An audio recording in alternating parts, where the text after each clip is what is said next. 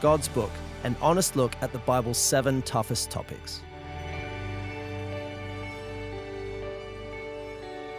Well, welcome back to our God's Book series. Have you ever tried reading through the whole Bible from start to finish? As we saw last time, Genesis begins with epic stories about creation. The next book, Exodus, tells a great freedom story, but then you run into Leviticus. After several chapters about animal sacrifices and how to offer up the liver and kidneys of a bull, it can all feel a bit much. Many people run out of steam at this point. But I believe all these laws in the Old Testament still have lots to teach us. In part 2 of God's Book, I show you how to make sense of even the strangest laws and those that seem offensive to us. You see, we must remember they were given to ancient Israelites in the Old Covenant context, and they're temporary signposts that ultimately point to Jesus. But they also have great wisdom for us when we learn to handle them rightly. So let me summarize some reasons to keep going with the laws in Leviticus, Numbers, Deuteronomy, and then it'll be over to you to discuss this together. For many people, rules feel restrictive. But in Exodus, God gave the 10 Commandments not to crush freedom, but to shape a people who had been in slavery in Egypt. In Exodus 20, the 10 Commandments therefore begin with a reminder, I am the Lord your God who brought you out of slavery in Egypt. The context is so important. The law was never given as a means of salvation, a kind of way to meet God halfway through your effort. No, God rescued Israel through the sacrifice of the Passover lamb, through the parting of the Red Sea. Salvation is a gift.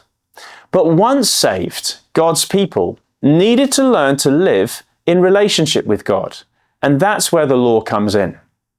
These are not random rules. Think of them like a covenant charter, a way for the ancient Israelites to live as God's holy people in their context. They remind us that freedom still today needs boundaries. Without a code of conduct or a wise pattern, we'll just be ruled by our desires or cultural pressures. When I was a kid, my favourite TV programme was Thomas the Tank Engine. Maybe you've seen this as well. In one episode, young Thomas, a willful train engine, he ignores the wisdom of the older, wiser trains and he escapes. And as Thomas runs off the track, he shouts, "Whoopee! I'm free!" only to grind to a halt and get stuck. You see, we're not free when we escape from God. We're free when we live according to his pattern. Imagine the 10 Commandments like the train track that keeps us on the straight and narrow. However, after the 10 Commandments, God also gave a series of other laws through Moses. Some of these do seem rather odd or strange to us, including cleansing rituals, animal sacrifices, dietary codes, and civic instructions. On the one hand, the detailed nature of these laws reminds us that God is interested in every sphere of our lives: family and parenting, work and rest, ecology and the economy. There is no sacred and secular divide in God's kingdom. But other laws may appear even offensive from our perspective. For example, in Exodus 21, there's instructions about holding slaves. Now, why does the Bible contain those kinds of instructions? Well, we must remember that these laws were given over 3,000 years ago, and that they're temporary signposts, not universal standards. The law belongs in a different covenant or epoch of the Bible from the one that we're in. And Jesus himself explained that many of these instructions were given to regulate people's behavior back then because their hearts were hard. They were not God's ideal or best, certainly not from the beginning.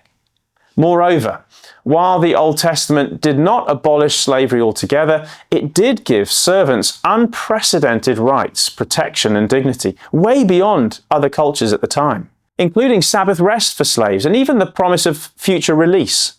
So God's law ultimately points towards justice, not oppression. As a general rule then, unless Old Testament laws are rooted in creation, like Sabbath, marriage, or ecology, or reapplied in the New Testament, like the 10 Commandments, we can assume that they're not directly binding on us today. in the New Covenant. Nevertheless, they still express God's heart for the poor and vulnerable. And they also remind us that God is holy. It's not easy or cheap for us to be his people. Only through sacrifice and the shedding of blood is this possible. And in this sense, the law points forward to Jesus, makes us grateful for his way of fulfilling all the cleansing laws and animal sacrifices at great personal cost. Now the Holy Spirit empowers us to fulfill the heart of the law, to love the Lord our God with all of our hearts and souls, and to love our neighbour as ourselves. So finally, how do Old Testament laws relate to us today? Well, firstly, God's law is not about restriction, it's about freedom, justice, and love. When we encounter strange or difficult passages, remember their ancient context. This will help us still see wisdom in them today. And finally, in Jesus, we see the law fulfilled and the Holy Spirit released, so we have God's power to live God's way. Now, as you open the Bible and discuss together, remember, the same God who rescued Israel from slavery wants us to live in freedom today, a freedom shaped by justice and love.